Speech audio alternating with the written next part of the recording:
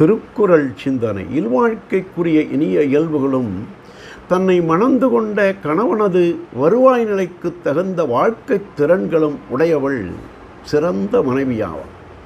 அன்பு, அடக்கம், அமைதி, இரக்கம், இன்சொல் முதலிய இனிய பண்புகள் துணைவியிடம் படிந்து வரும் அளவே அந்த வாழ்க்கை இன்பம் சிறந்து உயர்ந்து விளங்கும். கணவனுடைய வருவாய் நிலையை கருதி நோக்கி அதற்கு ஏற்றவாறு பகுத்தும் குடித்தனம் நடத்துகின்றவளே நல்ல மனைவியாக போற்றப்படுவாள்.